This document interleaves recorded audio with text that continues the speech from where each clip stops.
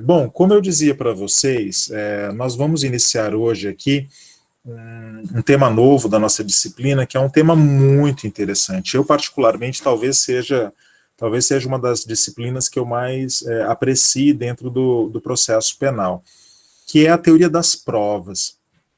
Vejam, eu me lembro de um velho professor de direito penal que eu tive na faculdade, excelente professor, excelente profissional, prático, que dizia que advogar era fácil e que provar é que era difícil. Essa fala dele ficou marcada na minha vida e realmente eu, como profissional do direito, pude perceber que ela diz muito, porque no dia a dia, no cotidiano da atividade jurídica, seja do advogado ou do promotor de justiça, no caso do processo penal, tanto daquele que defende quanto daquele que acusa, a nossa tarefa principal é provar. Eu sei que os jovens advogados gostam e apreciam muito a argumentação, o exercício de argumentação, as peças processuais. Os jovens advogados e advogadas costumam escrever bastante, né? Aquelas peças grandes, argumentativas, eu também o fazia. Mas com o tempo nós vamos percebendo que mais importante que a argumentação, não que ela não seja importante, claro, a argumentação é fundamental, mas digamos que hoje argumentações mais enxutas, argumentações mais diretas, elas podem surtir mais efeito do que argumentações muito longas e muito prolixas, né? É importante, dentro do processo penal, que as provas estejam muito bem concatenadas, estejam muito bem construídas, porque é com base nessas provas que as argumentações, elas ganham consistência. Uma boa argumentação descolada das provas que foram juntadas aos autos, ela acaba caindo no vazio, né? acaba ficando vazia. Portanto, é muito fundamental para aquele que exerce uma atividade prática dentro do processo penal, que ele conheça muito bem a arte de produzir provas, né? Eu utilizei a palavra arte aqui. É claro que existe um conhecimento técnico, mas é necessário que nós desenvolvamos uma capacidade de produzir provas. Entendido que às partes cabe produzir provas nos autos, seja aquele que defende, seja aquele que acusa. E o juiz, no processo penal acusatório, ele não deveria produzir provas, né? Ele deveria ser um avaliador dessas provas, portanto, também com conhecimento técnico aprofundado das provas. Infelizmente, eu venho mencionando para vocês que o processo penal brasileiro ele é marcado por uma estrutura muito inquisitorial, que acaba concedendo ao juiz poderes de produção probatória. O que é uma lástima, o que é uma pena, porque a Constituição brasileira declarou que quer um processo penal acusatório, enquanto o nosso processo penal resiste fortemente a manter uma estrutura inquisitória que acaba distribuindo poderes probatórios para o juiz, né? Bom, de qualquer maneira, estejamos nós aqui na posição de juízes, advogados ou promotores dentro do processo penal, a disciplina, a teoria das provas, ela é central dentro da nossa atividade, porque é com base nas provas que nós podemos conseguir fixar um entendimento do magistrado, que nós podemos tentar influenciar, pelo menos, o seu convencimento, né? Influenciar a construção de uma sentença final. O Hélio Fadzalari sempre dizia isso, que uma sentença num processo democrático, ela não é uma construção do juiz, ela é uma construção das partes, ela é uma construção que se opera em contraditório, onde todos os atores processuais, o autor, o réu, o juiz, vão construindo, vão lapidando, vão rolando essa pedra que vai sendo construída, que é a sentença, até o final do processo. Sendo que a sentença seria aí o fruto de uma atividade conjunta, de uma atividade coletiva, não um produto individual de apenas um ator jurídico processual, que seria o magistrado. Infelizmente, essa visão mais democrática de Ali Fadzalari ainda não vigora no Brasil. Nós ainda temos um pensamento de processo, seja ele penal ou civil, muito autoritário, muito centrado na figura do Estado, não tão centrado assim numa construção conjunta, né? Bom, mas isso é uma outra questão que nós debatemos mais aprofundadamente, principalmente nos mestrados e nos doutorados, e no futuro vocês terão oportunidade de debater com mais acuidade essas questões, né? Bom, então comecemos aqui a falar de uma teoria das provas no processo penal. Na verdade, uma teoria e prática das provas no processo penal.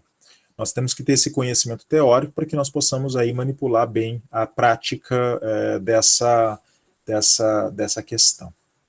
Primeiramente, eu trago aqui para vocês um conceito de prova.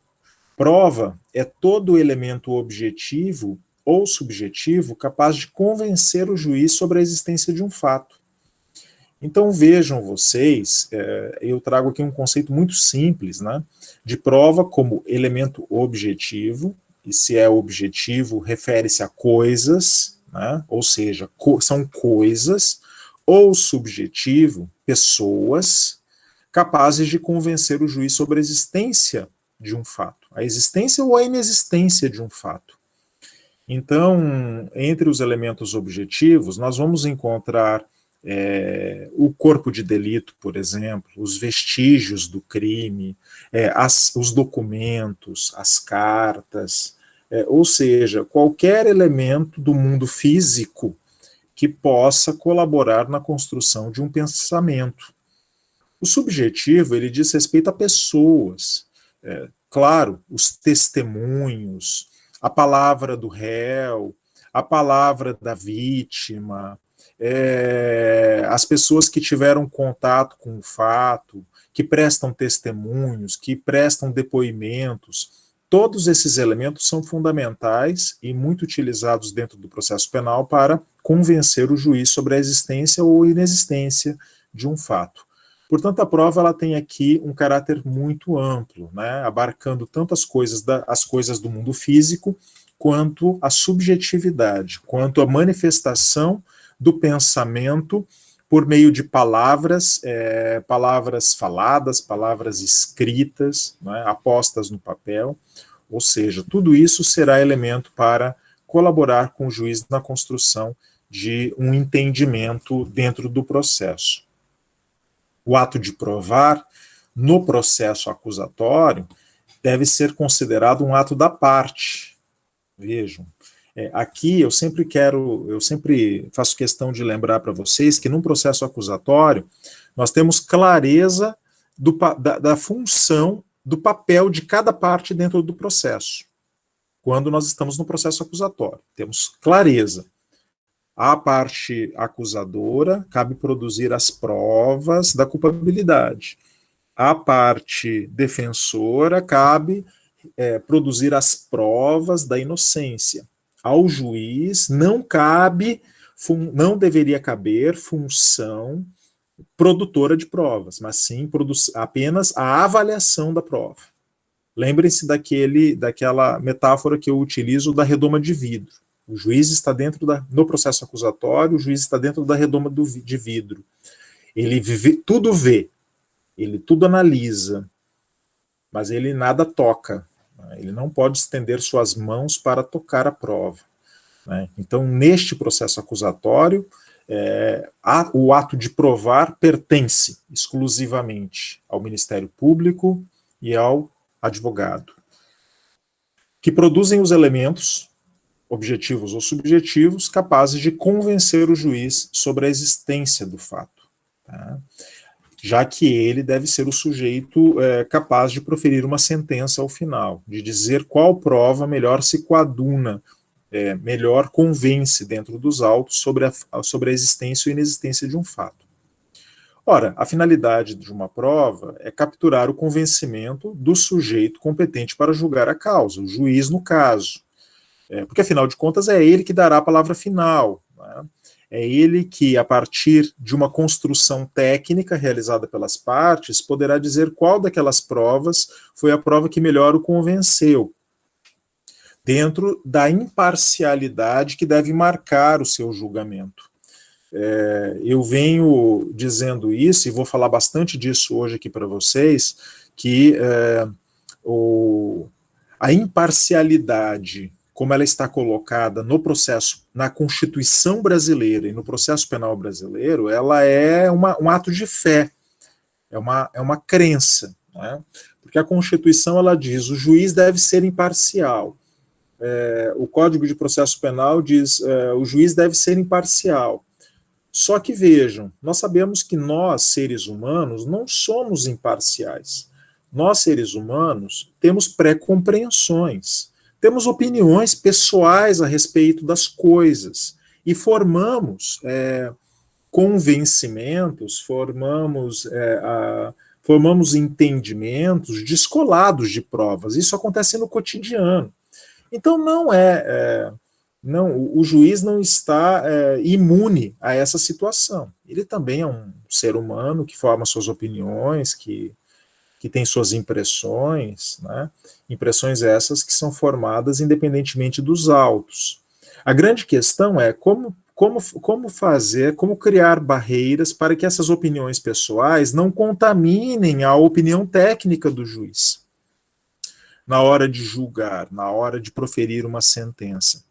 Então, o modelo de imparcialidade que eu chamo de subjetivo, né, modelo de imparcialidade subjetivo que é exigido do juiz e que está na Constituição brasileira e no processo penal brasileiro, ele é um sistema fraco, é um sistema de imparcialidade fraco, é um sistema manco, né?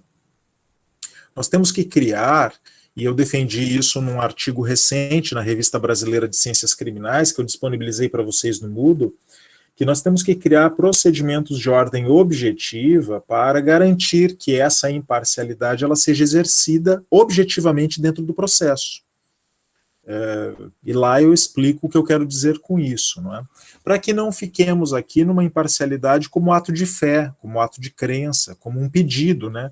Por favor, juiz, seja imparcial, por favor, adira aos valores jurídicos do sistema, né? Nós não podemos esperar de ninguém essa aderência, e, portanto, temos que criar aí condições para que o juiz seja esse sujeito imparcial.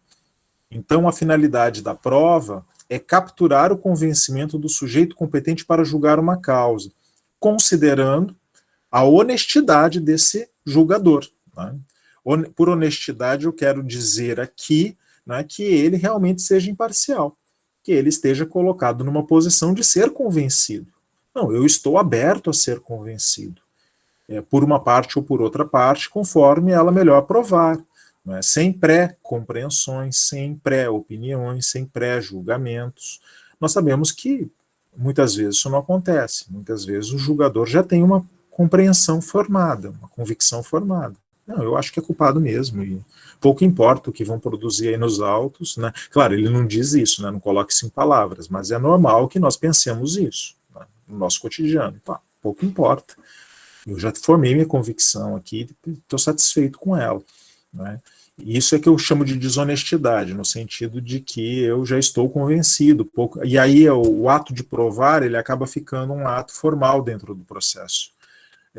Não, nós esperamos que o ato de provar ele seja material, ele seja verdadeiro, no sentido de que nós não estejamos aqui apenas fazendo um teatro, que nós estejamos realizando um ato verdadeiro, né? Que estejamos produzindo provas que são capazes realmente de convencer o juiz, porque ele é uma tabula rasa, ele está colocado numa posição de ser convencido ou de não ser convencido.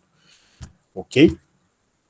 Bom, portanto, eu diria para vocês que nós vamos fazer aqui uma divisão inicial entre sistemas de produção e gestão da prova e sistemas de avaliação da prova. São coisas diferentes, bem diferentes.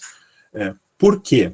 Porque de tudo que eu falei agora para vocês, fica claro que a produção, claro, eu estou falando aqui a partir do processo acusatório, né?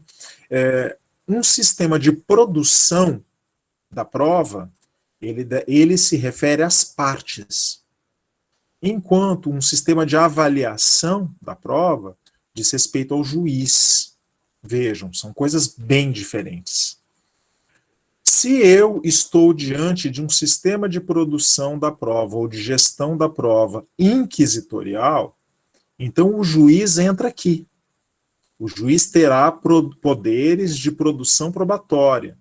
Então é aquilo que eu menciono para vocês. O juiz ele pode determinar uma busca e apreensão, ex officio, ele pode determinar um laudo pericial ex officio, ele pode ouvir uma testemunha ex officio, ele pode produzir provas dentro dos autos ex officio, em geral, provas em geral. No sistema acusatório, não. No sistema acusatório, que é o que a Constituição brasileira quer que seja realizado, nós teremos então que a produção, a gestão da prova, ela será apenas das partes. Cada parte no seu devido lugar, como diz o professor Jacinto Nelson de Miranda Coutinho. Cada parte no seu devido lugar, cada parte realizando a sua própria função. Então, advogado e promotor de justiça gerem a prova, perfeito? E aí a produção da prova fica apenas a seu cargo. Esse aqui é o núcleo, é o coração, né, do que nós chamamos de sistema inquisitorial e de sistema acusatório, é a gestão da prova. Quem melhor definiu essa situação foi um jurista italiano, recentemente falecido, no início da pandemia, Franco Cordeiro, né, processualista penal italiano, que conseguiu realizar aqui essa separação e que nos deu um bom entendimento a respeito da diferença entre o sistema inquisitorial e o sistema acusatório. Agora, o sistema de avaliação da prova, esse sim, diz respeito ao magistrado, né, diz respeito ao juiz, diz respeito àquele que julga. E aqui nós vamos encontrar múltiplos sistemas de avaliação da prova. Eu destacaria para vocês um primeiro modelo de avaliação da prova, que é o juízo de Deus, por exemplo, que é um sistema mais histórico. Tá? Vocês já ouviram falar bastante. Na Idade Média, né, no início da Idade Média, ele vigorou de uma forma muito presente na Europa. Então, o que eram os juízos de Deus? Os juízos de Deus, eles eram um modo de convencimento do juiz dentro do processo, que se dividia em duas grandes modalidades, as ordalhas e os duelos. As ordalhas eram formas de colocar à prova o réu dentro do processo, para tentar obter de Deus uma manifestação divina, no sentido de uma revelação. Deus revelaria dentro do processo a verdade ou a mentira. Deus revelaria dentro do processo um sinal, daria um sinal, no sentido de que o sujeito era culpado ou inocente. E o juiz, ele seria apenas o porta-voz, o tradutor dessa manifestação divina. Então, por exemplo, tomava-se um herege e o mergulhávamos dentro de um balde cheio de óleo fervente. Com a crença, se coloquem no lugar das pessoas daquele momento histórico, com a crença de que, se ele for inocente, Deus o protegerá. Ele sairá ileso daquele óleo fervente. Se ele for culpado, ele será frito. E aí, com essa sistemática, nós tínhamos a prova do barril de óleo fervente, tínhamos a prova da fogueira, né? Fogueira, um túnel de fogo, e o sujeito era obrigado a passar no meio daquele túnel de fogo, né? Ou a prova da brasa, né? O sujeito era obrigado a caminhar sobre brasas. Vejam, várias modalidades de ordalhas que eram tentativas de fazer com que Deus manifestasse a sua vontade dentro dos autos. O duelo, ele tinha a mesma lógica, né? Então você colocava um réu para duelar com um gladiador, super bem treinado, super forte, extremamente armado, ou até mesmo com um animal feroz, né? Um tigre, um leão. E se o réu fosse inocente, Deus ajudaria ele a vencer o gladiador ou a fera. Se ele fosse culpado, Deus não colaboraria. Vocês podem imaginar quantas pessoas inocentes haviam nessa época, né? Quantas pessoas eram inocentadas, né? Bem poucas pessoas eram inocentadas nesse juízo. Nenhuma conseguia sair do ódio, né, professor?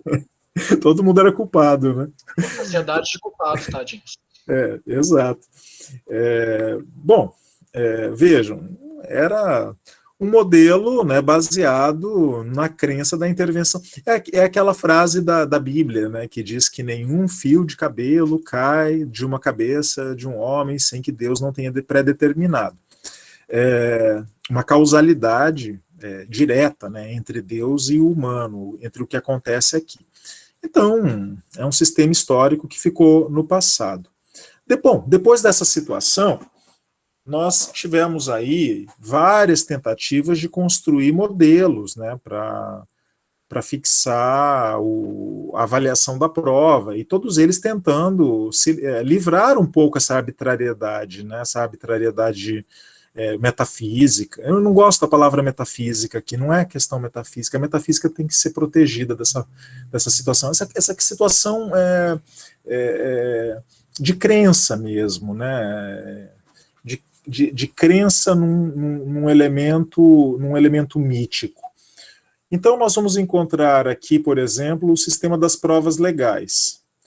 O sistema das provas legais é uma matematização da prova, né? Provas legais ou tarifadas, de tarifa mesmo, né? Então, é uma matematização. Então, é uma forma, a própria lei estabeleceria pesos e medidas das provas. Então, uma prova testemunhal, uma prova documental vale por 3 testemunhais. Uma prova testemunhal vale mais que outra prova testemunhal. Veja, é uma matematização. Esse sistema ele tem vantagens e desvantagens, né? Por exemplo, no processo penal, nós ainda utilizamos algumas provas legais ou tarifadas. Se vocês lerem os artigos 158 e 159 do Código de Processo Penal, vocês verão que esses artigos deixam muito claro que no processo penal, o exame de corpo de delito, ele é indispensável, é fundamental. Ele é a prova mais importante do processo penal, o corpo de delito, nos crimes materiais, nos crimes que deixam vestígio, né? Então, o Código de Processo Penal está matematizando a prova, ele está dizendo, sem corpo de delito não pode condenar o sujeito. Então, é como dizer no crime de homicídio, sem o cadáver não tem homicídio. Veja, não pode. Não posso condenar um sujeito sem o cadáver por crime de homicídio. Então, é uma matematização. Nesse nosso caso aqui, é para proteger o quê? Para proteger o direito fundamental de liberdade, não é? Porque, afinal de contas, se nós pudéssemos condenar uma pessoa sem o corpo de delito, nós poderíamos condenar o que aconteceu ali em Minas Gerais com os irmãos Naves, né, que foram torturados pelo delegado para confessar o assassinato do primo, e confessaram o assassinato do primo, ficaram 15 anos presos, e quando eles estavam há 15 anos presos no cárcere, aparece o primo vivo na cidade, não é? Aparece o primo, revela-se que ninguém tinha sido assassinado. Então, vejam, é uma matematização importante da prova. Mas também tem efeito... Também tem efeitos perversos. Pois não, alguém está falando? Eu, Rafael. Pois não, Rafael. O senhor comentou aí sobre a questão do homicídio. Esse já é um caso relativamente antigo, mas eu queria saber um pouquinho mais sobre. Com relação ao caso do goleiro Bruno, por exemplo, que não acharam o corpo da ex dele, da Elisa Samúdio, e falaram, né, que foi ocultação de cadáver e tudo, e que deram o corpo para os cachorros comerem. Como é que funciona nessa situação onde se prova um homicídio sem que haja o corpo? O código de... Nós temos um ponto específico sobre essa questão, tá, Rafael? Mas eu já vou adiantar para você não ficar na curiosidade. O corpo de delito, ele tem modalidades. O exame de corpo de delito no Código de Processo Penal. As duas modalidades do corpo de delito são o corpo de delito direto e o indireto. Corpo de delito direto é a verificação direta dos vestígios do crime. Então, por exemplo, no crime de homicídio, você tem o cadáver, né? Aquilo, o elemento, o objeto material que prova a existência do crime. O Código de Processo Penal, ele dá preferência absoluta para o corpo de delito direto e diz que, em não havendo corpo de delito direto, e somente nesta hipótese da total impossibilidade de se comprovar o corpo de delito direto, será admitido corpo de delito indireto. E aí você perguntaria, o que é o indireto? A prova testemunhal que seja capaz, que verazmente, não é, de maneira convincente, seja capaz de demonstrar que houve o homicídio. Então, se o cadáver não for encontrado, admite-se prova testemunhal que tenha presenciado o fato. No caso do goleiro Bruno, foi exatamente o que aconteceu. Eles procuraram o cadáver. Havia uma desconfiança, né? Muita gente dizia foi ele, pelas brigas anteriores, pela situação que havia sido colocada ali, mas ninguém encontrou jamais o cadáver da moça, nem algum vestígio do corpo dela. Nada foi encontrado. Até que um primo, que na época ainda era adolescente, inclusive, que participou daquele fato, né, aquele fato horrível, ele resolveu falar, resolveu testemunhar e contou pormenorizadamente, com riqueza de detalhes, o que havia acontecido ali, de forma muito convincente. Então nós dizemos que esse testemunho, ele serve como corpo de delito indireto, prova indireta da existência de um crime material. Mas como eu disse, essa hipótese ela só é permitida quando for impossível a produção da prova direta. Se você não foi capaz de encontrar o corpo para produzir o corpo de delito direto, e não há uma testemunha para atestar a existência indireta do crime de homicídio, mesmo a confissão do réu será insuficiente para condená-lo pelo crime mencionado. O artigo 158 ele diz exatamente isso. O exame de corpo de delito será indispensável, não podendo supri-lo a confissão do acusado. Vejam a força disso, não podendo supri-lo a confissão do acusado. De modo que o sujeito pode confessar que matou, mas tem que ter ou o corpo de delito direto, ou eu tenho que ter uma testemunha que possa garantir a existência do delito, corpo de delito indireto. Ok? Então, retornando aqui ao nosso roteiro, eu ia dizendo que as provas legais ou tarifadas, elas são utilizadas, né, como é o caso do corpo de delito no Código de Processo Penal, mas elas podem levar a deturpações também. O nosso Código de Processo Criminal do Império tinha uma deturpação muito evidente, né? Ele dizia assim, mais ou menos, no crime de adultério, né, no crime de adultério, será admitida qualquer prova será admitida para provar o adultério da mulher. Mas para provar o adultério do homem, somente o flagrante delito. Vejam. E em outros delitos também ele estabelecia uma prova mais ou menos assim, o Código Criminal do Império. Um testemunho de homem vale por 3 de mulher. Então, para equiparar um testemunho de homem, eu sabia que eu tinha que produzir 3 testemunhos de mulher. Então, em sociedades culturalmente marcadas por preconceitos, né, patriarcado, machismo, xenofobia e outras coisas assim, você pode ter esse tipo de deturpação legal, né, onde a lei acaba estabelecendo aí valores matemáticos absurdos, né, e que as pessoas culturalmente naquele momento aceitam, né, acabam aceitando. Mas, Professor, pois não.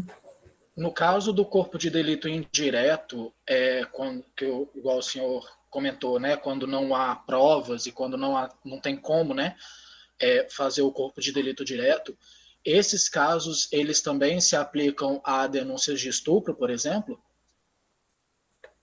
Essa é uma regra geral. Essa é uma regra geral. O problema no Brasil é que, em caso de crimes contra a liberdade sexual, a jurisprudência brasileira vem relativizando a regra geral. Tá? Vem relativizando. Então são criadas, a jurisprudência ela é política. Jurisprudência é política. A jurisprudência ela não tem muito compromisso com a lei, com o sistema. Muito pelo contrário, nós vamos encontrar aí múltiplas relativizações legais realizadas pela jurisprudência, de forma política. Por quê? Porque vigora no Brasil um pensamento extremamente punitivista. Então, em algumas situações, há uma relativização, não é? Que é defendida por muitos e acaba sendo aí rechaçada por outros. Então, a resposta que eu dou para você, Rafael, é que o artigo 158, o artigo 159, eles não deixam margem para exceções. Eles dizem claramente, corpo de delito direto ou indireto. Tá? Agora, politicamente, a jurisprudência vem criando algumas exceções. Tá? Como acontece, por exemplo, na jurisprudência que menciona que, pelas circunstâncias em que é praticado o crime de estupro, a palavra da vítima tem peso fundamental na fixação da materialidade.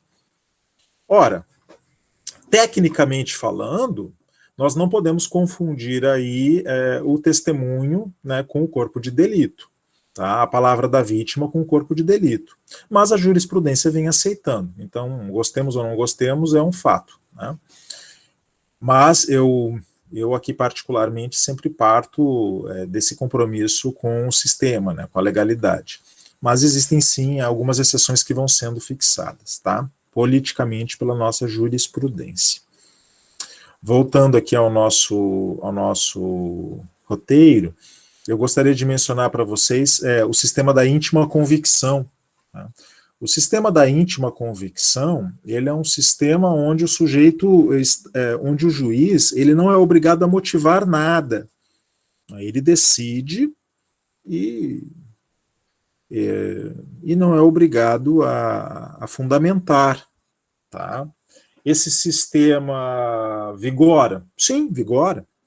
Vigora. Eu traria aqui para vocês dois exemplos muito importantes. No tribunal do júri, os jurados, eles votam. E a fundamentação da sentença do tribunal do júri não é uma argumentação feita pelos jurados, mas a votação em si. A maioria de votos. Não é? A democracia. Vocês são chamados, né, a votar de 2 em 2 anos em eleições alternadas, e vocês não têm que fundamentar, porque vocês estão escolhendo um candidato, vocês apenas votam. E a fundamentação jurídica da posse de um candidato eleito é a votação. Nos tribunais brasileiros, um relator fica encarregado de relatar o caso para os seus pares e de dar o seu voto, de proferir o seu voto. E os seus pares não são obrigados a fundamentar o seu voto. Eles simplesmente podem votar acompanhando o relator. Acompanha o relator. E quando ele diz acompanha o relator, ele está votando pelo voto do relator. Se ele quiser divergir, então aí ele pode fundamentar o seu voto, mas ele pode simplesmente acompanhar o relator e votar pela procedência do voto. São todos sistemas de íntima convicção, onde eu profiro o meu voto e não estou obrigado a fundamentá-lo.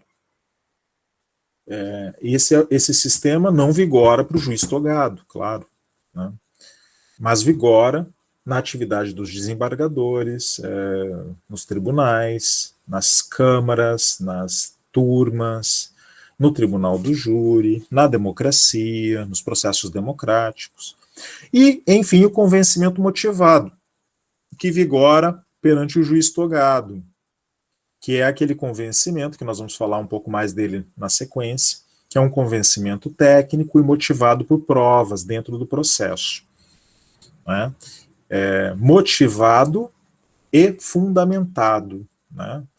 Motivado em provas que estão presentes nos autos, a motivação, né? E fundamentado, ou seja, fundamentado numa argumentação racional, numa argumentação concatenada, onde o magistrado é capaz de demonstrar para quem quiser ler a sua sentença que foi capaz de articular essas provas. Qual é o objeto da prova? Né? Bom, o principal objeto da prova são as questões de fato. E aqui eu quero lembrá-los que, tecnicamente falando, o especialista em direito dentro do processo é o juiz. Né? É o juiz. Dá-me factum dabot ius. Dê-me o fato que eu te dou o direito. Essa é o lema do magistrado. Vocês, partes, me deem o fato, eu darei o direito. Iura nov curia.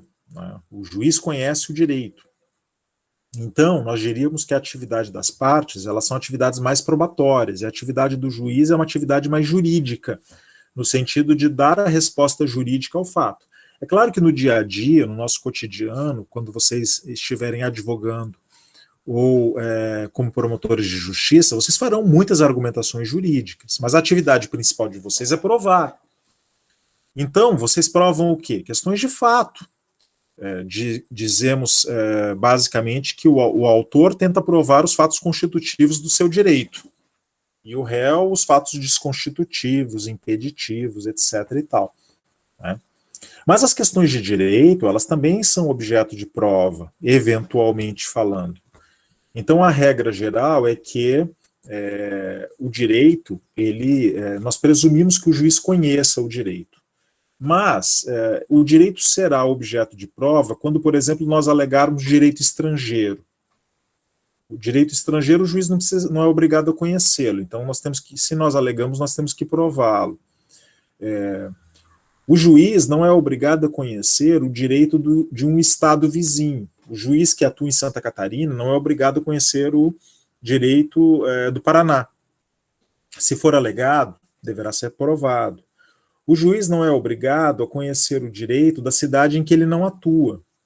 Então, se for alegado, deverá ser demonstrado. Tá? É claro que essa necessidade também ela estava colocada num tempo onde a internet, a ausência da internet dificultava muito a uma pessoa tomar contato com ordenamentos jurídicos diversos. Hoje nós temos grande facilidade de acessar legislação através da internet, o que facilita bastante. Talvez aí esse novo momento esteja fazendo com que essa regra ela vá perdendo um pouco o seu sentido, né? Mas, de qualquer maneira, os nossos códigos ainda mantêm essa regra que eu acabei de mencionar. Quando eu falo em dialética da prova, eu estou querendo dizer com isso que a produção probatória dentro do processo é um jogo, né? O processo ele está em contraditório, portanto, ele é um jogo se desenvolvendo. Né? Se nós presumirmos aquilo que eu mencionei da honestidade do juiz, no sentido de que ele realmente seja um sujeito imparcial, aberto a ser convencido pelas provas juntadas pelas partes, então esse jogo ele fica muito bonito. Né? Ele fica muito bonito porque, porque quem jogar melhor realmente levará o jogo. Vejam, eu sempre faço aqui eu uso a metáfora do futebol. Né? No futebol eu tenho dois times jogando e tem um juiz, né? Eu tenho um juiz que só apita. Né? O juiz não joga, pelo amor de Deus, ele não joga. Se o juiz, de repente, começar a querer jogar, nós perdemos totalmente o sentido da partida. Essa é a metáfora do processo acusatório e do processo inquisitório. O jogo de futebol, ele é um jogo acusatório completo, perfeito. O juiz, ele apenas está vendo os times jogarem e apitando o jogo. Mas não se admite que o juiz toque na bola, que ele chute para o gol, não se admite. No processo inquisitorial, nós temos o contrário. O processo inquisitorial é um jogo de futebol onde o juiz pode chutar a gol. Ele pode chutar a gol. É permitido ao magistrado jogar a partida. De modo que, se o juiz entender que é fundamental, ele pode tocar a bola para um time ou para o outro, ele pode bater o pênalti, ele pode chutar para gol. É essa a questão que está colocada. Vejam. Então, partindo do pressuposto de um processo acusatório, onde o magistrado ele realmente esteja numa posição de imparcialidade, o processo é um jogo muito bonito, né? Um jogo onde aquele que souber jogar melhor esta partida poderá vencê-lo. Eu quero trazer aqui para vocês alguns princípios, e eu menciono sempre que este é um dos princípios. Eu começo por ele, porque eu acho ele fundamental, né, de ser mencionado aqui, que é o princípio da comunhão da prova, que está previsto lá no artigo 371, primeira parte do Código de Processo Civil. Vocês vão ver agora, a partir de agora, eu citar muito o Código de Processo Civil. E por quê? Porque o Código de Processo Civil ele tem uma estrutura, em teoria das provas, mais aperfeiçoada e mais moderna que o Código de Processo Penal. E o artigo 3º do Código de Processo Penal, ele permite a aplicação analógica e extensiva do Código de Processo Civil às situações processuais penais, quando o Código de Processo Penal for omisso. Vejam, então é a aplicação analógica ou extensiva do CPC às situações processuais penais.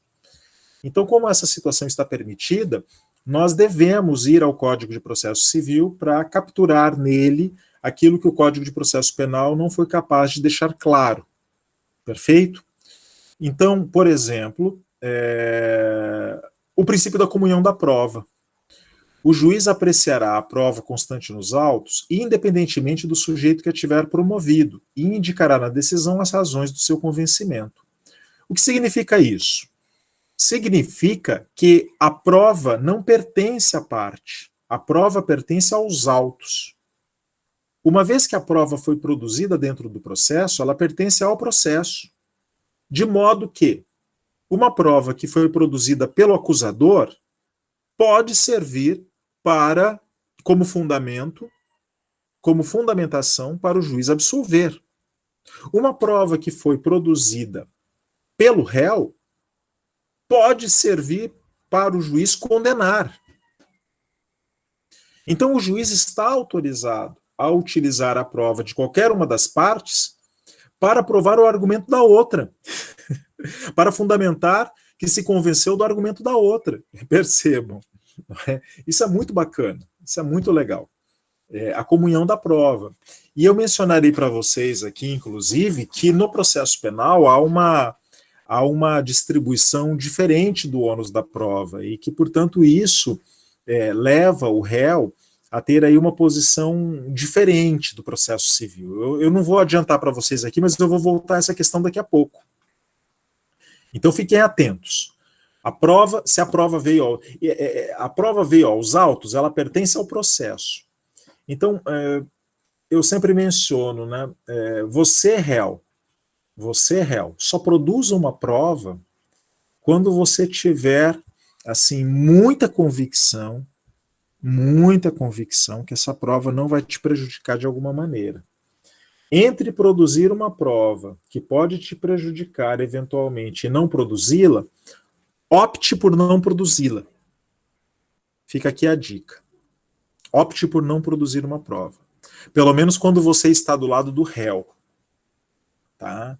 Se você está defendendo o interesse do réu, é melhor uma posição passiva de não produzir nada do que uma posição ativa de querer produzir coisas que podem ser utilizadas contra o réu.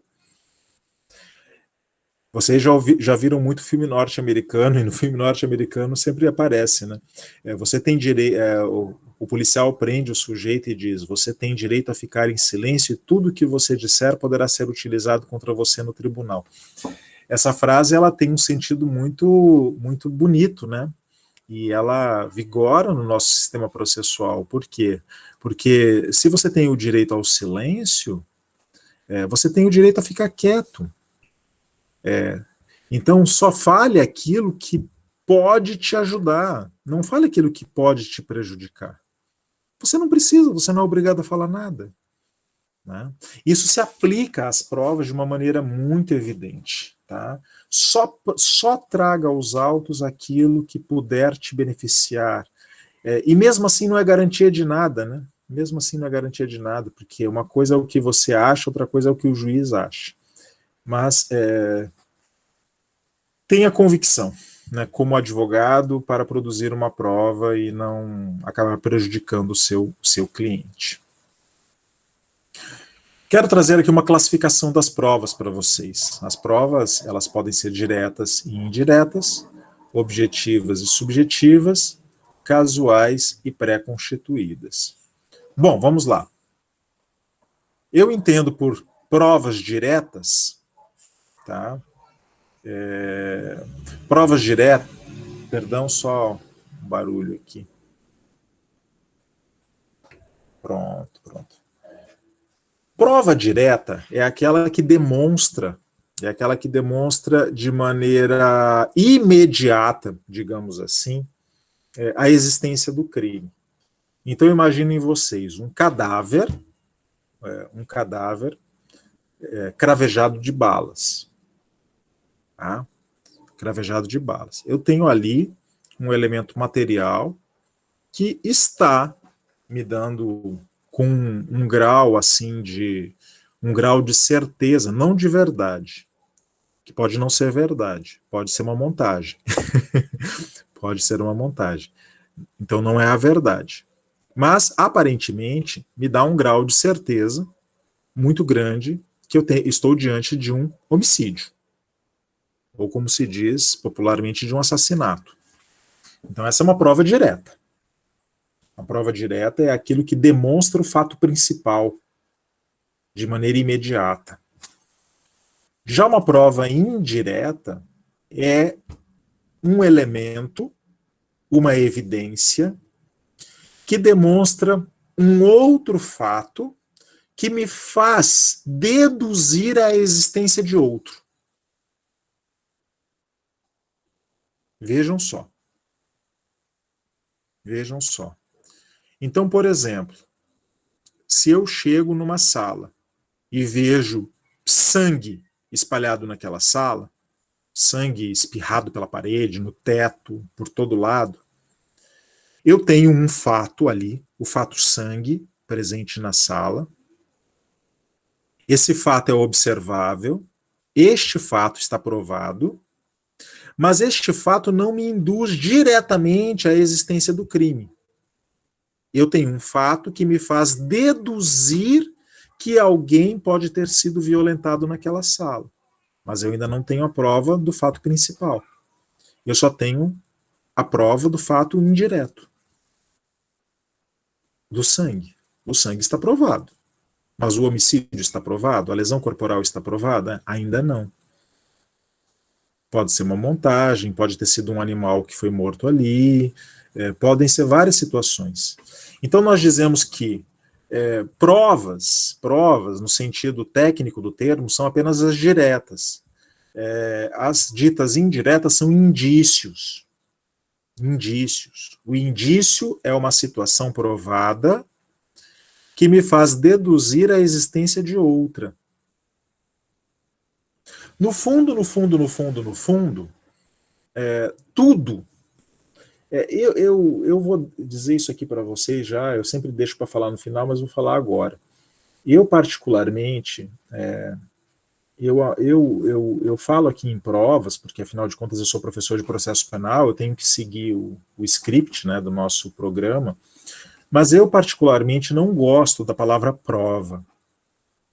Eu gosto muito da palavra evidência, da terminologia evidência, que é utilizada pelos norte-americanos e pelos ingleses. E por quê? Porque a palavra prova, ela é uma palavra, para mim, que remete a um ato de fé, a um ato de crença. a crença de que alguma coisa, objetiva ou subjetiva, fosse capaz de provar, de demonstrar matematicamente a existência de um fato dentro de um processo. E, sinceramente, da minha experiência profissional, isso não existe. Como eu mencionei para vocês, eu me deparo com um corpo cravejado de balas. E eu vou dizer, homicídio. Não sei. Isso é um bom indício que houve um homicídio, é um bom indício. Mas será que houve? Será que dá para dispensar o exame interno? Será que dá para dispensar para ver se não foi, se isso não é uma montagem? Será que não foi um envenenamento e as balas foram cravejadas no cadáver para tentar despistar? Será que aquele cadáver, será que aquilo não era um cadáver que foi comprado para tentar induzir uma outra situação? Vejam, dizer que um corpo cravejado de balas prova o homicídio é de uma inocência meio básica. Um corpo prova uma morte. Prova uma morte. Se eu tenho um corpo é porque aquele corpo antes estava vivo e agora está morto. Perfeito. Mas entre comprovar uma morte e comprovar um homicídio, existe aí um abismo de possibilidades. Um abismo de possibilidades. Então, para mim, um corpo cravejado de balas é uma evidência bem importante. Importantíssima, fundamental. Mas dizer que é uma prova, dizer que isso está provando alguma coisa, ainda falta, falta alguma coisa aí que não está dita. Mas o nosso sistema não utiliza essa terminologia evidência, que eu acho mais aperfeiçoada, acho que expressa melhor a natureza da situação. Não é? Fala em provas, né? Então, prova direta. O que é uma prova direta? O cadáver, uma prova direta do fato. Prova indireta. Aquela situação que demonstraria dedutivamente outra. Tudo bem. Ok, vamos utilizar a terminologia que o nosso sistema utiliza, né? Provas objetivas e provas subjetivas eu já até mencionei para vocês aqui. Prova objetiva, uma coisa. O cadáver, o sangue, a faca, o revólver, os vestígios, o cabelo, o sêmen no local do crime, qualquer coisa que possa ser utilizada como elemento físico a provar uma situação. As provas subjetivas, os testemunhos, os depoimentos.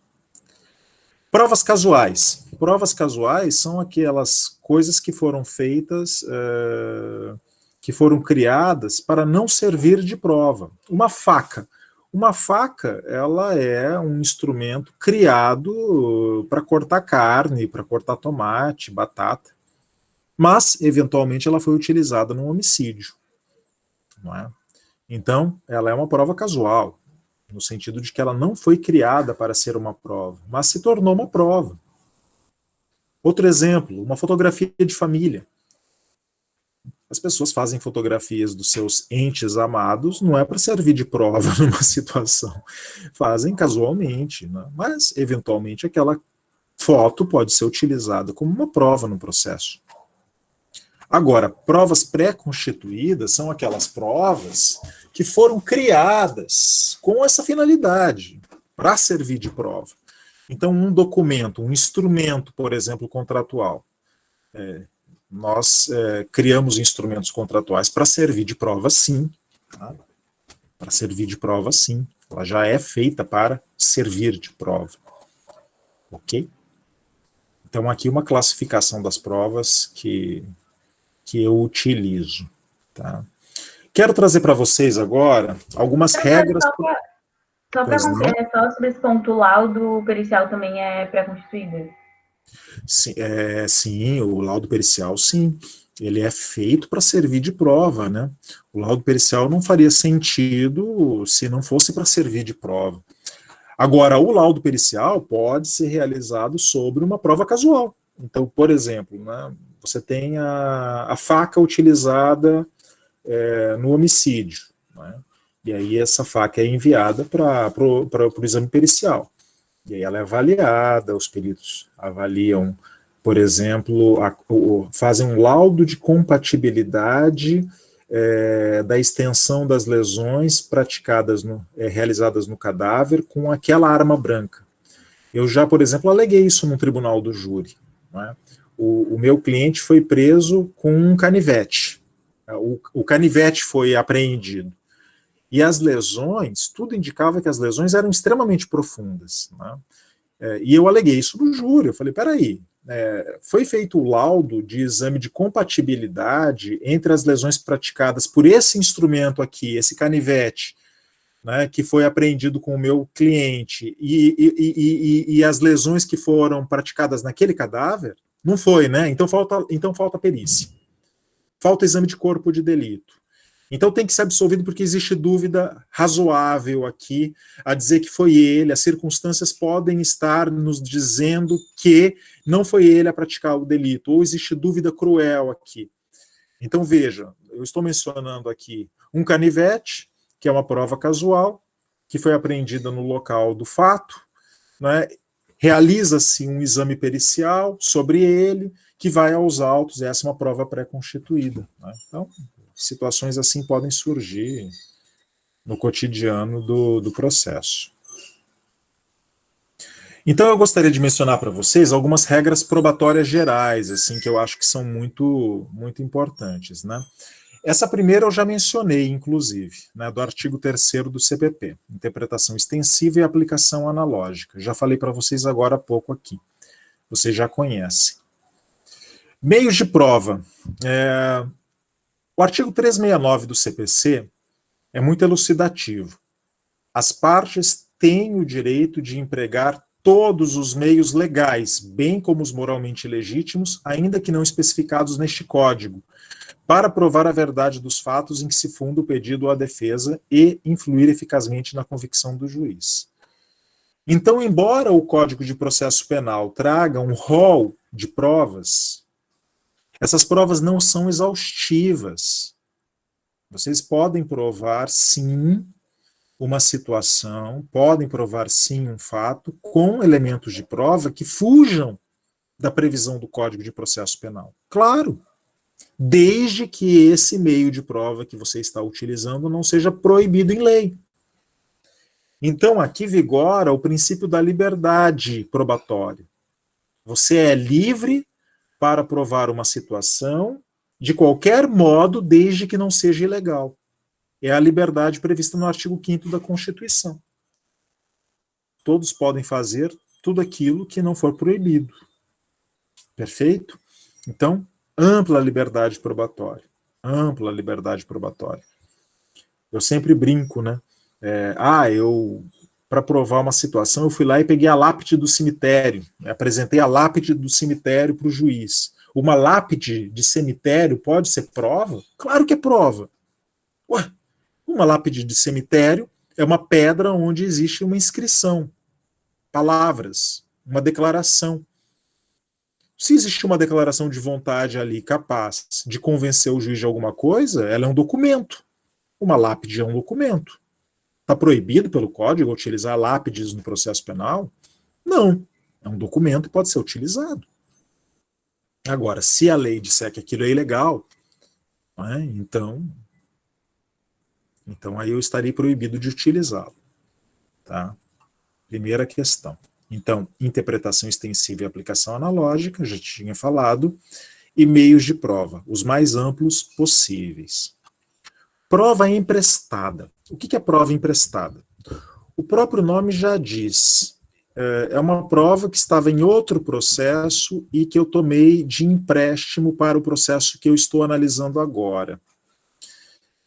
Pode prova emprestada no processo penal? A resposta é sim, claro. Por que não poderia? Seria uma tolice dizer que não. Mas eu tenho que seguir algumas regras aqui. Tá? Por quê? Porque uma prova emprestada é uma prova precária. Uma prova precária porque ainda não foi submetida ao contraditório no processo tomador. eu aproveito a prova que eu busquei no processo emprestador, o processo tomado, mas eu não aproveito o contraditório. O contraditório deverá ser efetivado nos autos tomadores, nos autos principais. E por que isso? Porque, veja, se eu tomei de empréstimo a prova de outro processo, naquele processo eu tinha partes, fatos e causa de pedir. E o contraditório foi exercido pelas partes tendo em consideração aquelas partes, aqueles fatos e aquela causa de pedir. Quando eu trago aquela prova, portanto, aquela prova, ela serve para aquele processo. Quando eu pego aquela prova e trago para o outro processo, aqui eu posso ter novos fatos, terei novos fatos, terei novas partes e terei nova causa de pedir. Então, aquele contraditório que foi exercido lá não serve para cá. Então, eu posso trazer um depoimento, eu posso trazer um documento, eu posso trazer uma perícia, mas chegando aqui no processo emprestador, esse contraditório tem que ser realizado novamente. Se eu proibir o contraditório às partes, eu estarei cometendo uma ilegalidade de grande proporção, né? Porque o contraditório é norma constitucional, mais que norma constitucional, é norma de direito fundamental, tá?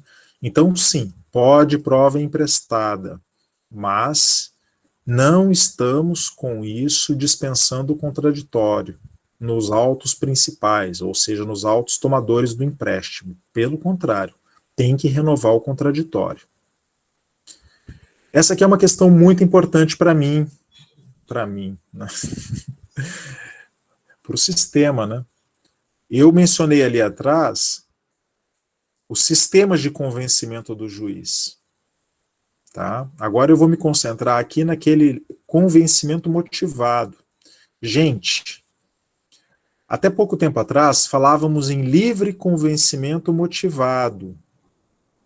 Até o Código de 73, Código de Processo Civil de 73, nós falávamos livre convencimento motivado.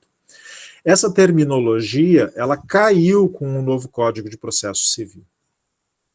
Nós não falamos mais em livre convencimento motivado. Nós falamos simplesmente em convencimento motivado. E por que a palavra livre caiu? Caiu não foi à toa. Caiu porque ela gerava muita polêmica. Porque dava-se a impressão de que o juiz tinha liberdade de formar o seu convencimento dentro dos autos e apenas motivar o porquê desse convencimento.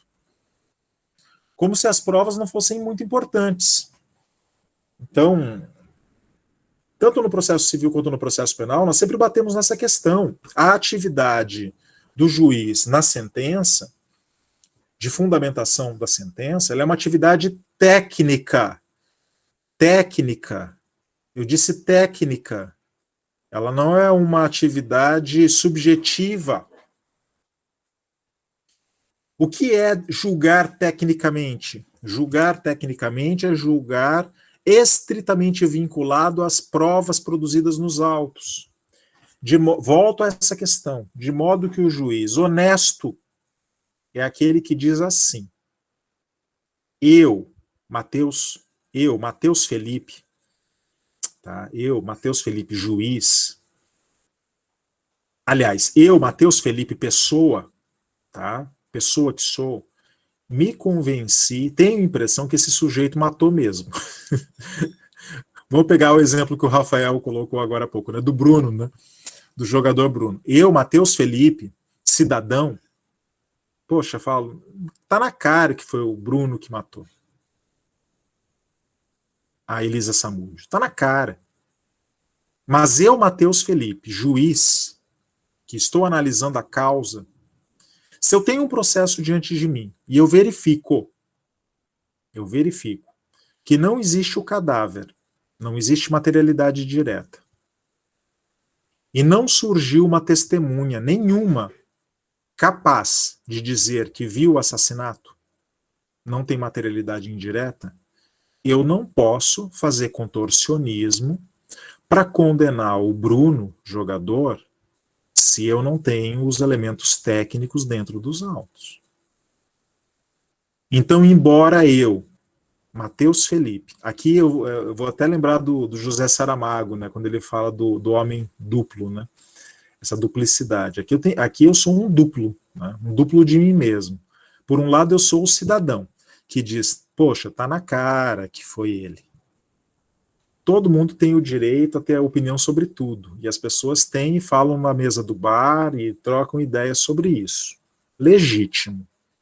Mas eu, Matheus Felipe, juiz, embora eu, como cidadão, creia, tenha fé que foi o sujeito o assassino, eu, Matheus Felipe, não julgo, eu, Matheus Felipe, juiz, julgo conforme a prova dos autos. E a prova dos... O Código de Processo Penal exige prova de materialidade direta ou indireta. Se eu não tenho nenhuma dessas duas, eu tenho que absolver. Veja, portanto, nós estamos ressaltando, o convencimento do julgador é técnico.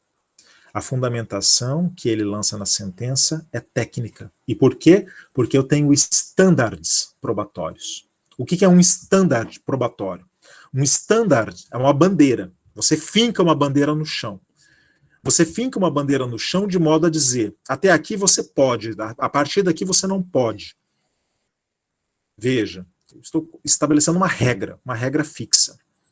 Eu tenho estándares probatórios. Quando eu falo, por exemplo, que nos crimes materiais é indispensável o corpo de delito direto ou indireto, não podendo supri-lo a confissão do acusado, eu estabeleci um standard probatório. Uma regra fixa. Ela não pode ser relativizada. Não pode ser relativizada. Infelizmente, a nossa jurisprudência, como eu mencionei agora há pouco, ela relativiza em vários momentos. Ela vai relativizar na lavagem de dinheiro, ela vai relativizar na criminalização do ICMS, né, como se fosse apropriação indébita tributária. Ela vai criar um monte de situações onde ela relativiza os estándares probatórios, a jurisprudência. Não deveria fazê-lo, porque um estândar probatório, ele muitas vezes, um direito fundamental. E direitos fundamentais não podem ser relativizados. Não deveriam ser. Mas a jurisprudência que é política acaba fazendo. Então, meus caros, aqui o juiz tem que obedecer os estándares probatórios, pouco importando a sua opinião pessoal sobre o caso. Isso é julgar tecnicamente. É saber separar o meu eu pessoal, né, cidadão, pessoa comum, do meu eu julgador, do meu eu que realiza o trabalho tecnicamente.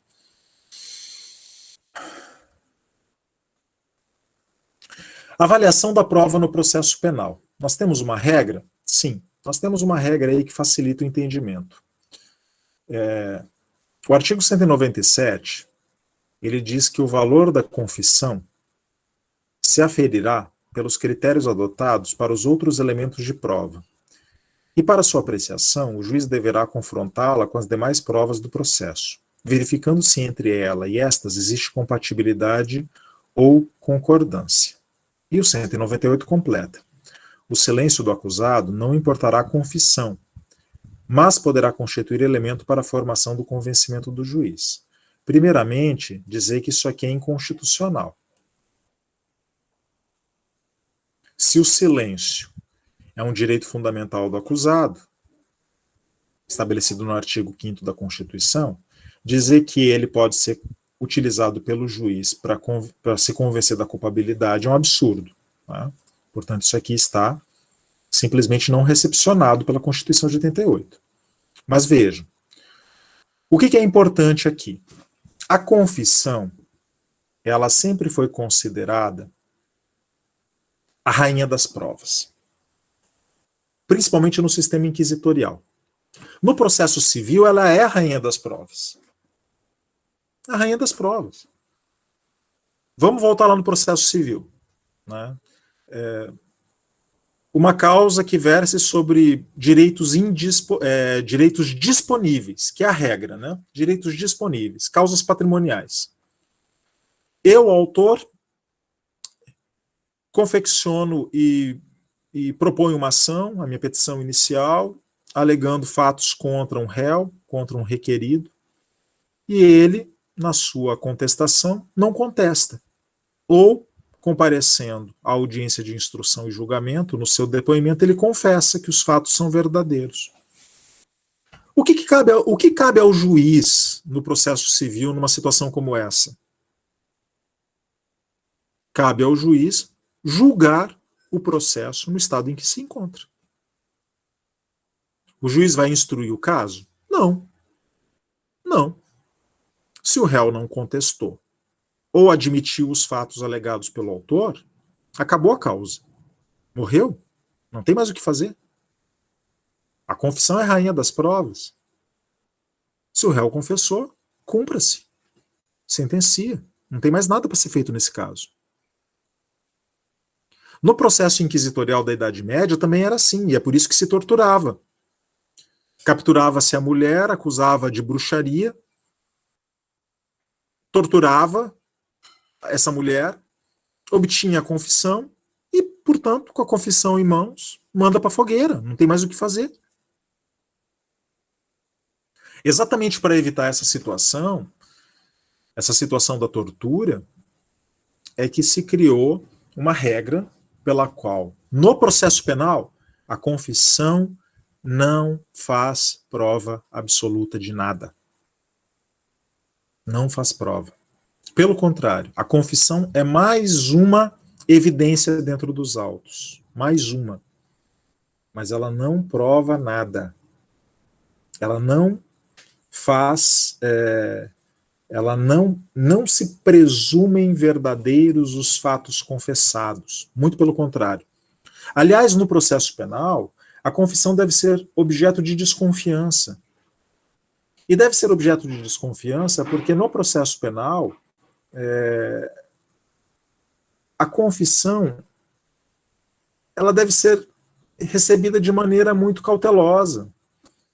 Maridos confessam crimes de esposas, esposas confessam crimes de maridos, pais confessam por filhos, filhos confessam por pais.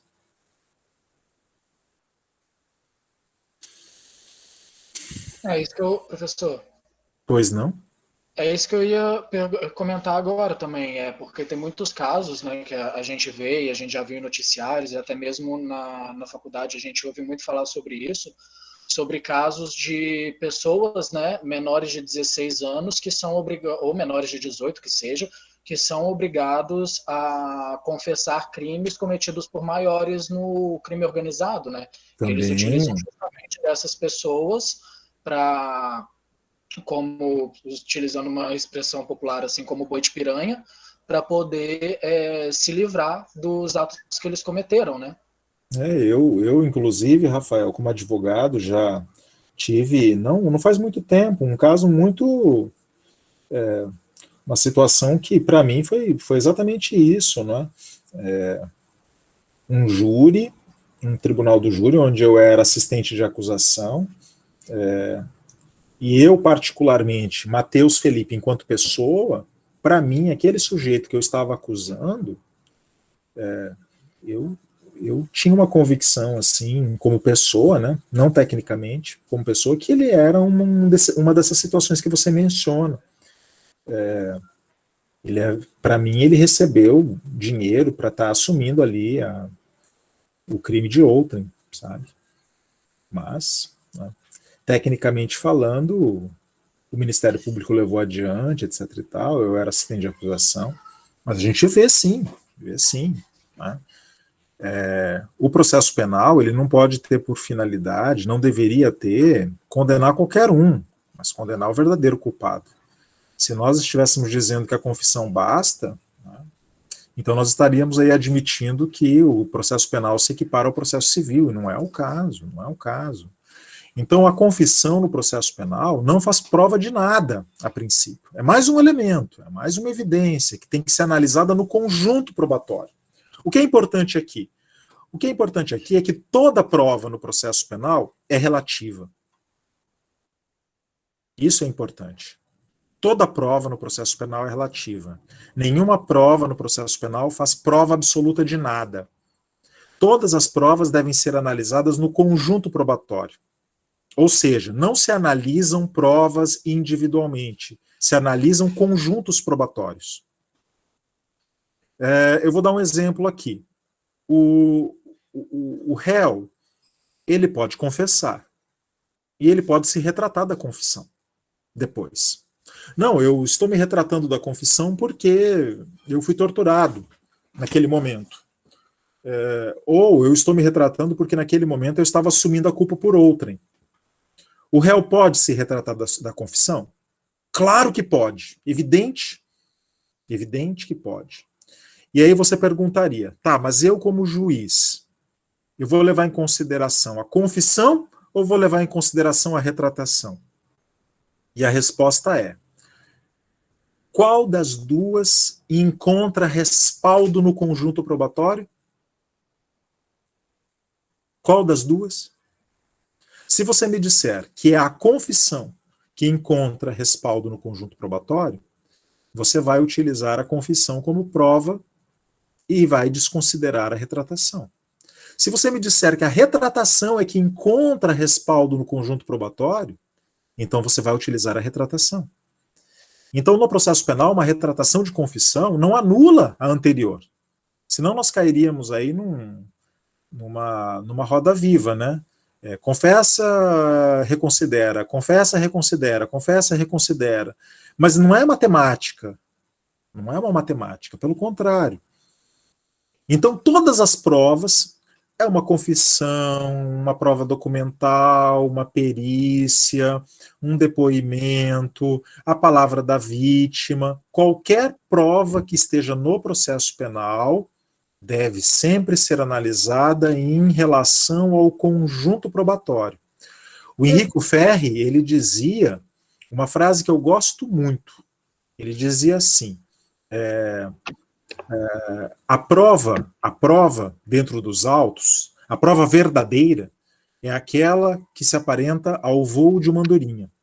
Ela é sempre reta, é sempre retilínea, ela não muda de situação. A prova mentirosa dentro do processo, ela parece ao voo tortuoso de um morcego. Então o sujeito, uma hora ele fala uma coisa, outra hora ele fala outra coisa, ele muda o seu depoimento, aí depois ele volta, ele retorna, e aí você vê aquela prova toda entrecortada. Então nós dizemos que uma prova, quando ela é homogênea dentro do processo, quando ela tem uma versão fixa dentro do processo, e ela está articulada com os outros elementos probatórios, existe uma tendência muito forte que ela seja a prova mais forte e que deva ser utilizada pelo magistrado, de modo que ele deve descartar aquelas que não se coadunam no conjunto probatório.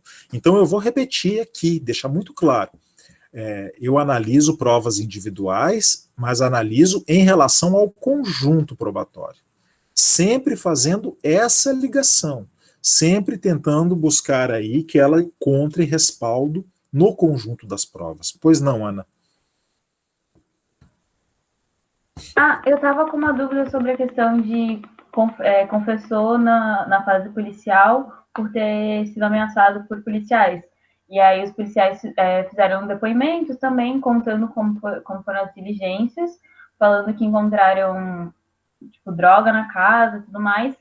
E aí ele, na fase do processo mesmo, ele fala, não, eu fui ameaçado e tudo mais, só que já tem provas, fizeram laudos das drogas encontradas, não tem como provar que o que ele está falando, tipo, a retratação dele da confissão é verdadeira.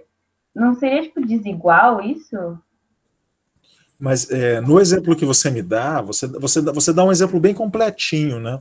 Onde, eu confessei porque eu fui, por exemplo, ameaçado, mas a droga foi encontrada efetivamente na minha casa, não é? Eu estou falando, não, essa droga não era minha, né? Mas foi encontrada. Então, veja, o juiz vai levar o que em consideração? Ele vai levar em consideração o conjunto das provas.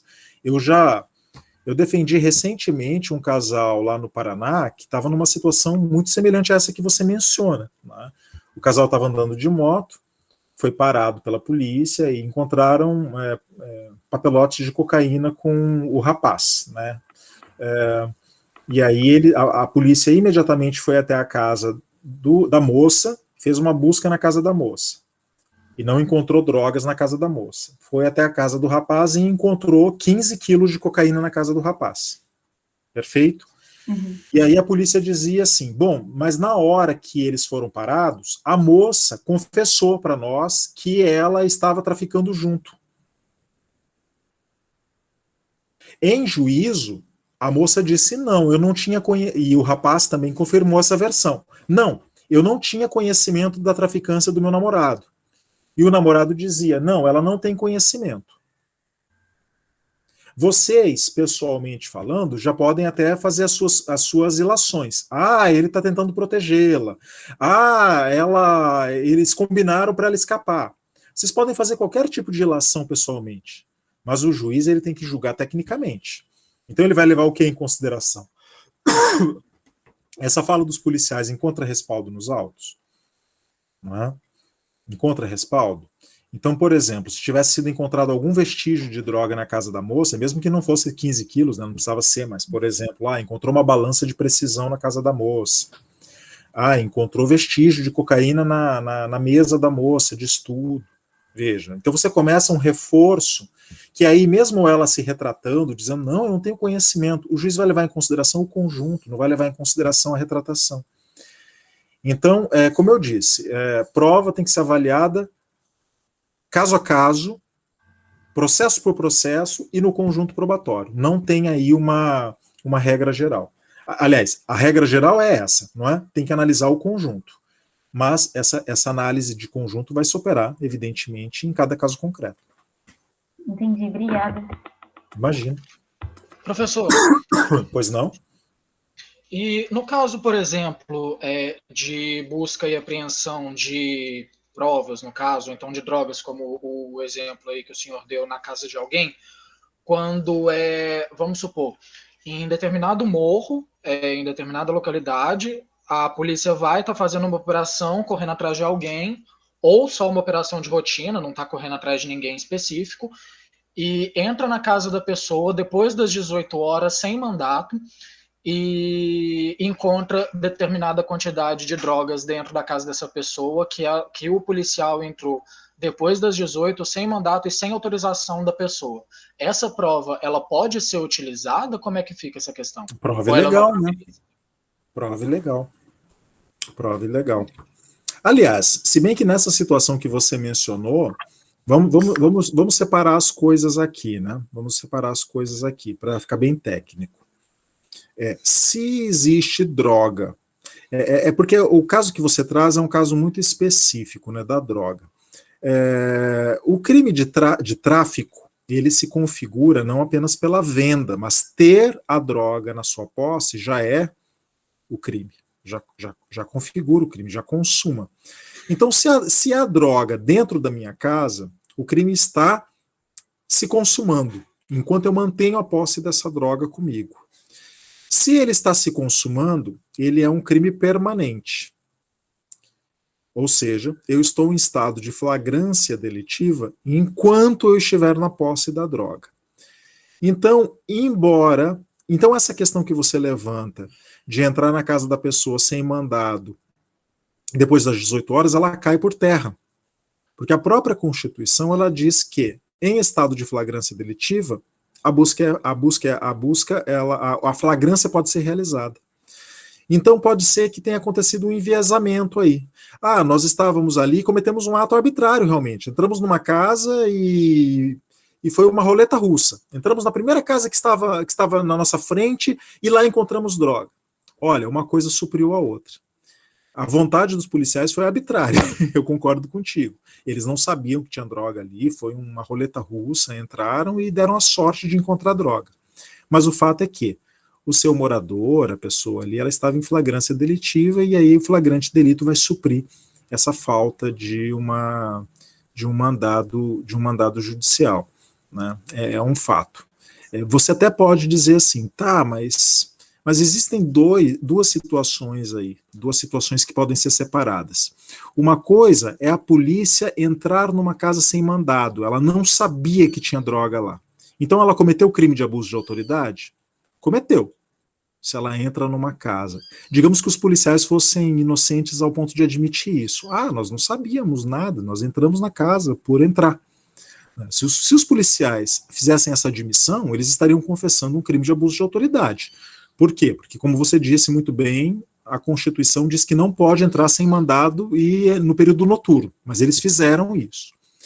Mas essa droga encontrada lá poderia ser utilizada como prova material do tráfico? Sim, poderia. Ela não seria anulada como prova. Por quê? Porque o sujeito que estava praticando essa situação estava em flagrante delito. Então eu teria duas situações jurídicas aí que podem ser separadas, que podem ser diversas. Entendeu? Agora eu concordo contigo, né? Se uma prova em outra situação ela for buscada e apreendida sem mandado e sem autorização judicial no período noturno, sem flagrância delitiva, aí sim, aí ela vai ser declarada ilegal e não poderá ser utilizada no processo, não. Tá? Vamos voltar a essa questão logo na sequência, inclusive. Sim, não, eu perguntei porque existem muitos casos de operações policiais, principalmente em morros, em regiões de periferia, onde a polícia sai entrando na casa das pessoas, né? E às vezes acontece de, sei lá, ter uma trouxinha de maconha que a pessoa utiliza, né, para consumo próprio, ou então às vezes tem pouca quantidade, a polícia aumenta, ou às vezes não tem nada e a polícia fala que tem. E aí que fica complicado, né? Ah, sim, claro. Toda razão, é isso, né? É por isso que eu falei, tem que separar as situações, né? Tem que separar as situações. Não anula a prova porque o sujeito estava em flagrância delitiva. Mas, por outro lado, eu tenho sim um abuso de autoridade na medida em que eu entrei sem saber, sem ter uma certeza de que havia um delito ali. Então, mas o policial não vai admitir, né? Ele vai dizer, não, nós sabíamos que tinha droga ali, entramos, então estava em flagrante delito, e vai ficar por isso, né? Vai ficar a palavra de um contra o outro, infelizmente. Professor, última questão, eu prometo. Pois não. Agora que ele falou sobre essa questão de entrada em domicílio, em crime permanente e tudo mais, a nova decisão do STJ sobre isso, eu queria saber se o senhor vai falar sobre... Qual é a nova decisão do STJ sobre isso? Aquela que denúncia anônima, verificada e tentativa de fuga do suspeito não legitima. Calma, fala um pouco mais devagarzinho. Desculpa. Denúncia anônima, eu até mandei o link no chat. Denúncia anônima não verificada e tentativa de fuga do suspeito não legitima a entrada da polícia em domicílio? Um crime permanente? Olha, eu ainda não li essa jurisprudência, eu não posso falar dela por enquanto, tá? Depois que eu ler o acórdão, aí eu posso fazer um comentário. Eu ainda não fiz a leitura do acórdão, portanto não posso agora, nesse momento, comentá-lo, tá? Especificamente. Bom, então, vamos lá. Nós temos aqui essa regra da avaliação. Vocês continuam vendo o nosso roteiro, né? Perfeito. Continua assim. Ótimo. Poderes instrutórios do juiz... Pois não? Poderes instrutórios do juiz, né? Eu já mencionei para vocês, aqui é o coração do sistema inquisitório, é o artigo 156 do Código de Processo Penal, que traz ali os poderes do juiz no processo penal brasileiro produzir provas, tá? Eu não vou fazer aqui a leitura para vocês nesse momento, mas depois vocês façam uma leitura e saibam que aqui o artigo 156 é que permite ao magistrado fazer aí uma ampla instrução probatória dentro do processo brasileiro. Controle das provas impertinentes, né? O juiz tem esse poder de regularidade processual. Na audiência de instrução e julgamento, as provas serão produzidas, podendo o juiz indeferir as consideradas irrelevantes, impertinentes ou protelatórias. Tá? Aqui é um controle que o magistrado faz se ele percebe que uma prova pode estar sendo produzida apenas para atrapalhar o curso da audiência. Bom, aqui é uma questão que eu quero, eu ainda teria bastante coisa para trabalhar com vocês aqui. Eu acho que talvez, eu vou tentar avançar aí nos próximos minutos. Ônus da prova. Ônus da prova. Vejam, no processo civil, vigora em matéria de ônus da prova a regra de que aquele que alega, o autor que alega, ele deve provar os fatos constitutivos do seu direito. Aquilo que ele alega tem que ser provado. E o réu deve provar os fatos desconstitutivos, impeditivos, né? Ou seja, tudo aquilo que pode bloquear a pretensão do autor.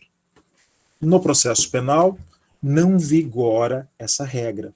E por quê? Porque aqui eu tenho um estándar probatório do indúbio pro réu. O indúbio pro réu está previsto lá no artigo 386, 7º do Código de Processo Penal, mas eu quero lembrar para vocês que ele é decorrência lógica do princípio constitucional do estado de inocência.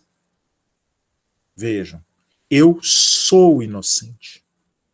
A Constituição não está presumindo nada. Eu sou inocente. E sou inocente até que uma sentença penal transitada em julgado condenatória me desconstitua dessa condição de inocente. Então, o ônus de provar alguma coisa no processo penal não é do réu. Não é do réu. O réu não tem ônus de provar nada. Eu disse nada. O ônus de provar é do Ministério Público. Porque o réu, ele já é inocente, constitucionalmente falando. Ele já é. Se eu já sou inocente, porque a Constituição me declara inocente, eu não tenho que provar nada. Eu não tenho que provar minha inocência. A minha inocência já está provada. Ela já é presumida pela Constituição, de maneira que eu não sou obrigado a provar nada. Então, todo o ônus probatório é de quem acusa. Ministério Público, na ação penal pública, querelante, na ação penal privada. Simples assim. E é por isso que quando eu falei do princípio da comunhão da prova, eu dizia, não sejam afobados. Não sejam afobados.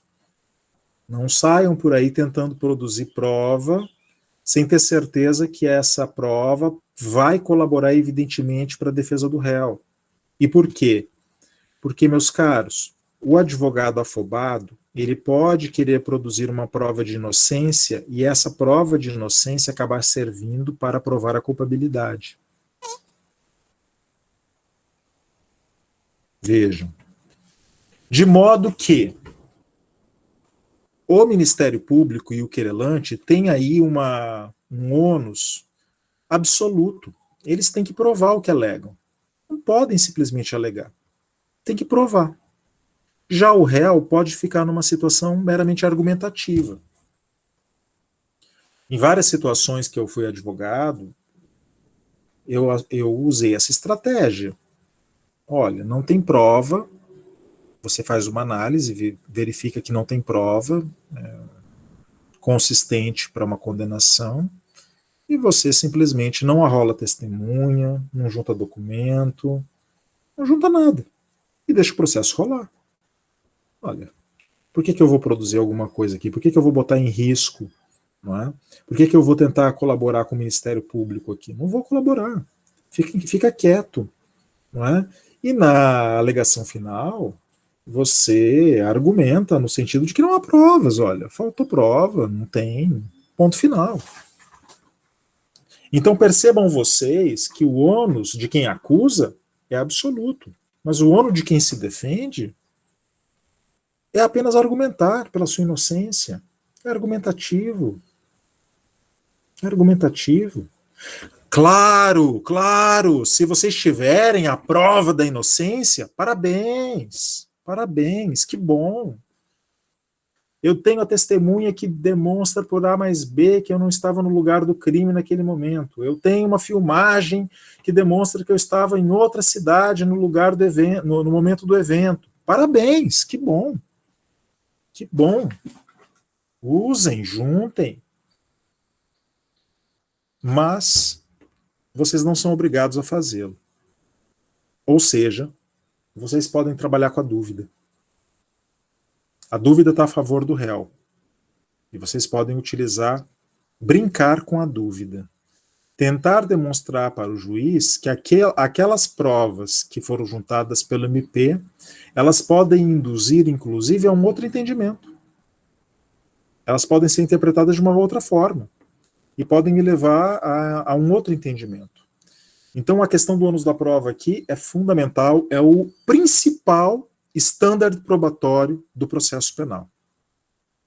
Principal standard. Tá? E esse standard não deveria ser relativizado pela jurisprudência. Mas, como vocês sabem, ela relativiza direto. Outro standard probatório é o do nemo tenetur sede tegere, que significa que ninguém poderá produzir prova contra si mesmo. E que torna ilegal, por exemplo, o bafômetro, que torna ilegal a retirada de sangue de um réu desacordado num acidente para exame de DNA e outras situações onde eu não sou obrigado a produzir prova contra mim mesmo. Tá? Não sou obrigado. Vira e mexe, a legislação tenta burlar isso. Vira e mexe. Mas a Constituição, ela não deixa dúvida nesse sentido. Está no artigo 379 do CPC, está no artigo 5º, 63 da Constituição, ninguém é obrigado a produzir prova contra si mesmo. A máquina detectora de mentira, que aparece muito nos filmes norte-americanos, né? Ou seja, tudo aquilo onde o meu corpo, a minha personalidade sejam utilizados para produzir prova contra mim mesmo, será considerado fraudulento e, portanto, não poderá ser utilizado no processo penal. Em matéria de provas ilícitas, eu quero mencionar aqui para vocês que vigora, e isso aqui é importante nesse momento aqui, nós vamos voltar a essa questão depois, mas eu quero mencionar para vocês que vigora no ordenamento jurídico brasileiro o princípio da árvore dos frutos envenenados. O que isso significa? Significa dizer, bom, vocês já sabem, provas ilícitas não podem ser utilizadas no processo penal, simples assim. O que é uma prova ilícita? Uma prova que viola a lei ou a Constituição. Perfeito. O que a teoria da árvore dos frutos envenenados nos ensina? Que as provas, elas podem ser envenenadas por derivação. Eu vou dar um exemplo aqui. Até alguém mencionou hoje um exemplo parecido com esse. A pessoa é presa ilegalmente pela polícia, não estava em flagrante delito, não tinha mandado judicial, e chega na delegacia torturada ainda pelo delegado. E aí o sujeito confessa que existe uma prova do crime guardada na churrasqueira da casa de um terceiro. O delegado, com essa confissão em mãos, ele leva isso para o juiz. O juiz olha a confissão, não percebe ali qualquer ilegalidade na confissão, talvez porque o delegado maquiou, disse que era um flagrante delito, etc. e tal. A tortura não aparece, claro, ninguém bota isso no papel. E o juiz concede uma busca e apreensão no domicílio do terceiro. Essa busca e apreensão vai e captura a prova que estava guardada na churrasqueira. Da busca e apreensão para frente, há uma aparência de legalidade. Há uma aparência de legalidade. De modo que, apreendido aquele documento, ou aquela coisa na churrasqueira, ela é levada a uma perícia e a perícia faz um laudo de exame de corpo de delito. Então, a busca e a apreensão e o laudo de exame de corpo de delito tem uma aparência de legalidade. Mas se eu consigo demonstrar que a origem dessa busca e apreensão se operou através de tortura ou de prisão ilegal, essa tortura e essa prisão ilegal são capazes de macular a cadeia probatória. De modo que todas as provas que derivem diretamente da primeira prova ilícita serão também maculadas. Por isso nós falamos a árvore dos frutos envenenados. De maneira que todas as provas que derivarem da primeira prova ou originalmente ilícita também estarão envenenados. É claro que outras provas que não derivaram dessa não serão maculadas. Apenas as provas que derivam desta originalmente ilícita. Tá? A nossa aula era até meio-dia, né? Ainda hoje eu acho que ainda tem bastante coisinha aqui para a gente tratar, então eu até poderia ficar mais, mas eu sei que vocês têm outros compromissos e não podem. Então, eu acho que eu vou parar por aqui, nas provas ilícitas, tá? Originárias e derivadas, e na aula que vem eu vou continuar aqui a partir do fato notório que demanda a prova e entro nas provas em espécie, já que nós já estamos aqui no 12:05. Ok? Então eu vou parar a partilha do documento e deixamos aqui para a próxima aula a continuidade da nossa disciplina.